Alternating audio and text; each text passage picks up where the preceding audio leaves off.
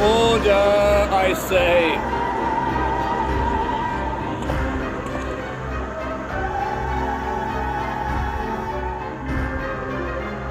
I thank you all for gathering here on such short notice. This day we must speak of grave affairs and their implications for the future of Charlian, nay, of this very star. Said affairs concern all citizens, and so we've called for a public assembly.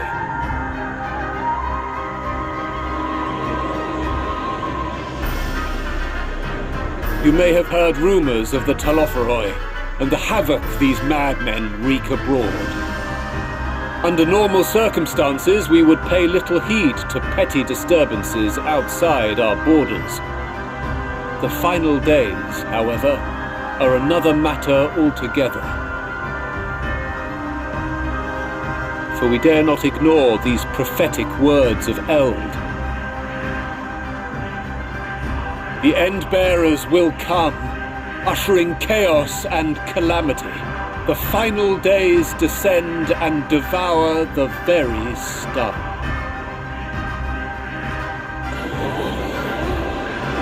I've never heard this prophecy. Is it true? Will all that really happen? Calm yourselves. The time has come to speak of the Forum's most sacred duties. But first...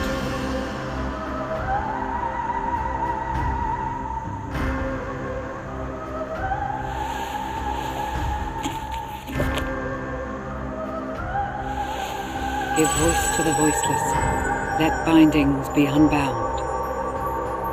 By unanimous decree, I declare the enchantment broken.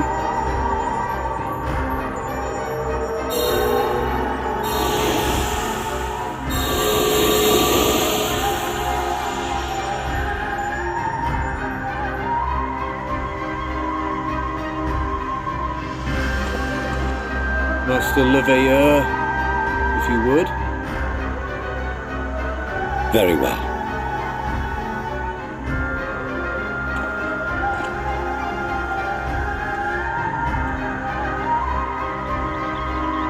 "270 years ago, our forebears began an expedition in the Dravanian hinterlands, in search of a route to access the ethereal sea.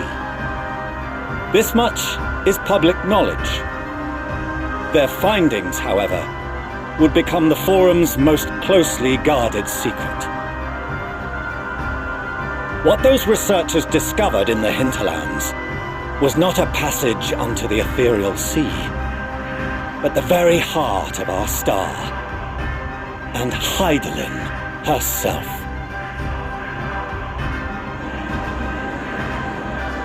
She spoke to them of a calamity that would extinguish all life, and of a means by which we might be spared. The moon.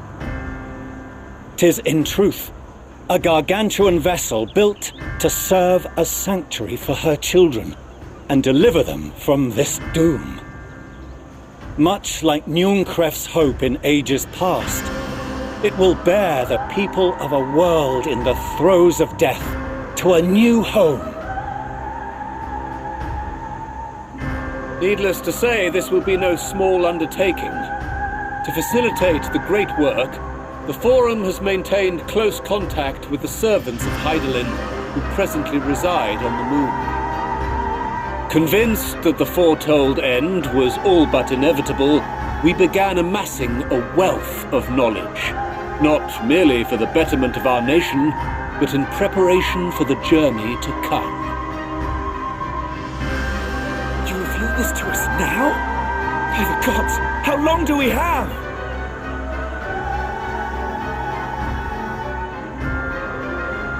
While we cannot say with certainty, we believe the hour to be nigh. We received a transmission from the moon suggesting as much not long ago.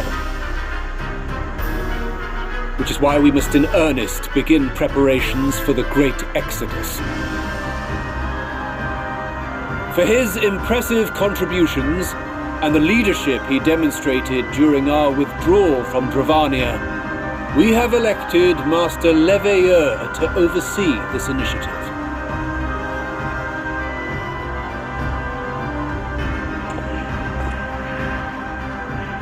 Fellow scribes and scholars, my countrymen, we face a threat of unprecedented scale.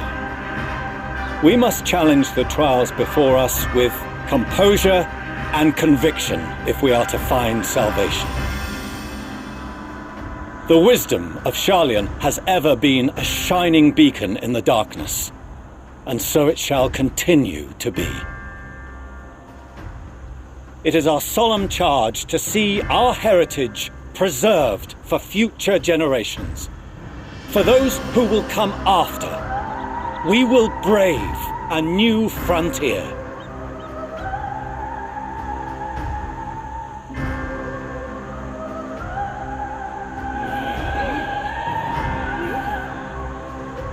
Administrative edicts will be relayed to all major institutions ere long. In the meantime, carry on with your duties.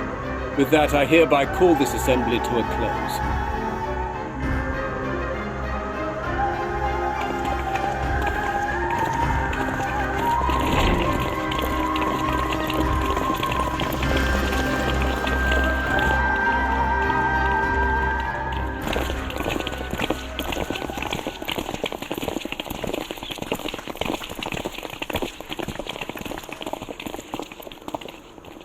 Do you remember what Mother told us when we visited home? That it wasn't until after we were born that Father seemed to lose himself in his work. If that great work of his was the evacuation of this star, then... Yes. It wasn't for his benefit.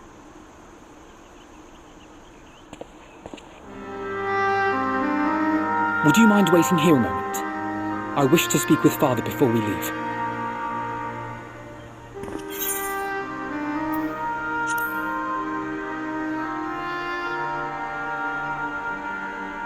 I may look daggers at him, but I will neither speak nor draw them.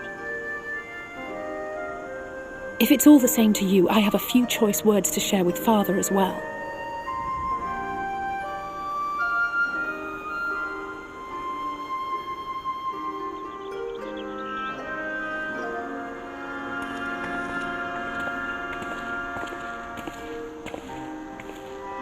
So, come to call us cowards and bid us join your fruitless battle against the inevitable. Nay, we do not object to the Forum's proposal. On the contrary, those who wish to flee have every right to do so. Urianger is cooperating with your associates on the moon to ensure that all is ready should evacuation be our only recourse. Then whatever your business, I suggest you be brief. Though we cannot boast the boundless wisdom of Charlemagne, we have first-hand knowledge of foreign cultures and have conversed with no small number of peoples. These experiences have taught us fundamental truths that cannot be recorded in any tome nor charted on any map. The beating heart of this planet is its people, many of whom would give anything, even their lives, to protect the lands they love. Many may choose to join you in the end.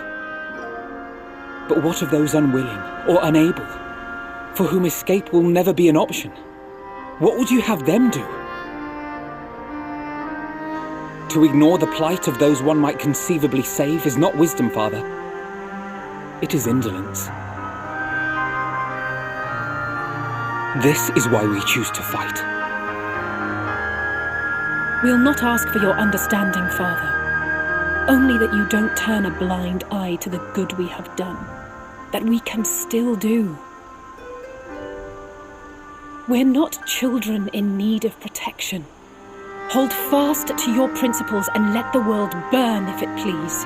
But we believe there is still another way. And if there is, we will find it. You see if we don't.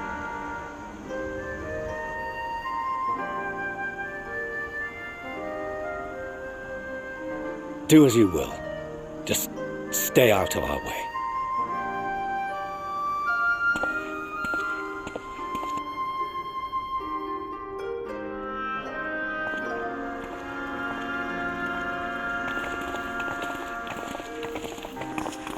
Were he not so consumed with self-righteousness, he might tell you how proud he is of you both. Bold words call for bold action, and there'll be no turning to your father should plans go awry. As if I ever would. So long as there are those who wish to stay and fight for this star, we have to do what we can to help them.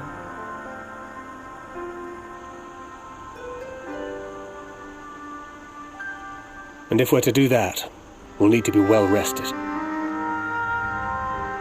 Wouldn't you agree? And having triumphed over what we once thought to be the source of all evil, I can think of no one in greater need of at least a dozen winks.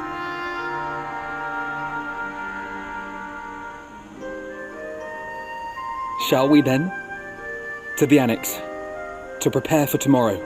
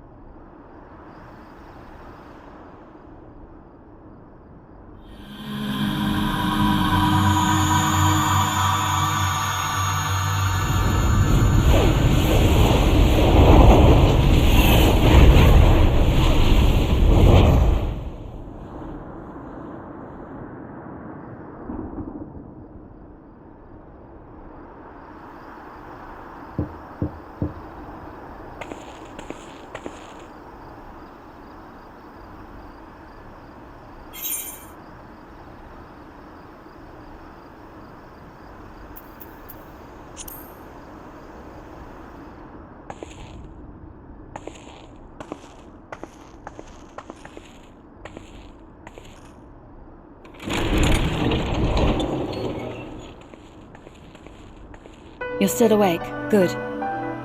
Might I trouble you to stand still for a moment?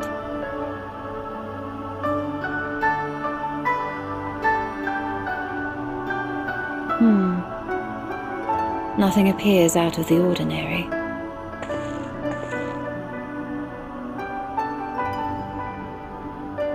A precautionary measure. You will recall that serving as a vessel for abundant light in the first very nearly ended poorly. In your recent battle on the moon, you were almost certainly exposed to similar, if not greater, forces. Fortunately, from what I can see, you and your ether are none the worse for wear. Would that Reen were here to confirm my assessment. To think you actually found yourself in a direct confrontation with Zodiark. As if Xenos gallivanting about in your body was not misfortune enough. Did you so grossly offend every single deity in a past life that they saw fit to place a curse upon your soul?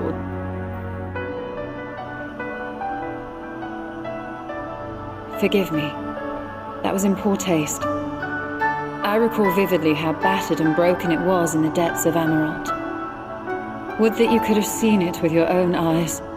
Mayhap then you would understand why the greater part of me is glad you did not. It was a horror beyond description. Promise me you will be careful, that you will seek my counsel if you feel unwell. That puts my heart at ease, if only a touch. I suspect it will grow colder as the night wears on, so do be sure to stay warm. Sleep well, and may the shadows keep you.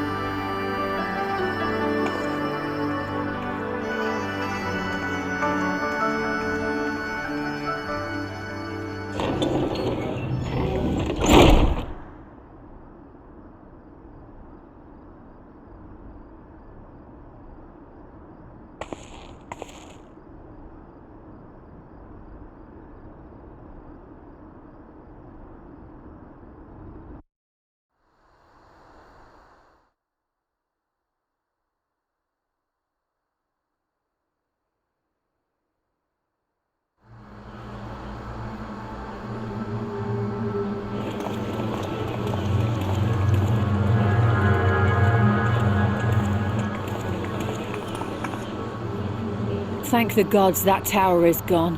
The sight of it was enough to make me sick. Thank the Ilsabar contingent, more like. Word is, they fought their way into Garlemald and toppled the bloody thing themselves. Not just the one, neither. All the towers have up and vanished. Aye, I heard the same. Commander Aldin and his troops helped keep casualties to a minimum too.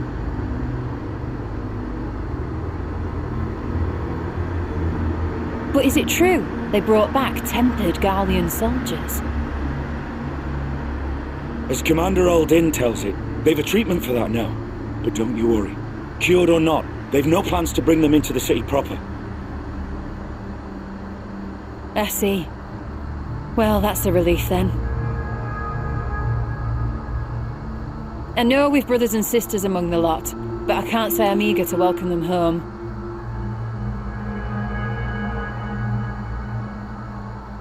Wanted to think about it for a while yet. They're to be looked after in Alagana for the time being.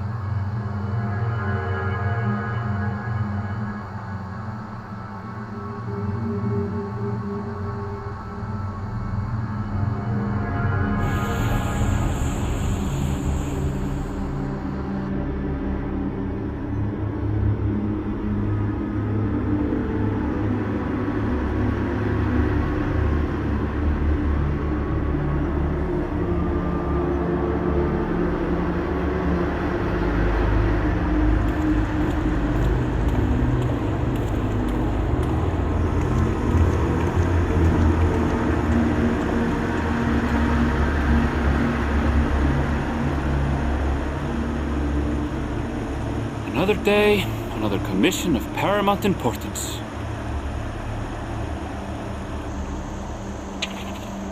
Well, what have we here?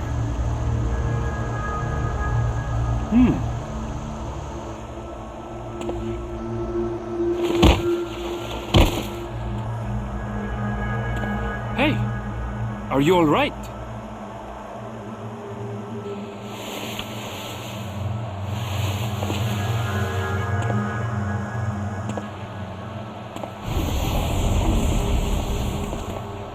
Was that? No. The shadows play tricks, nothing more.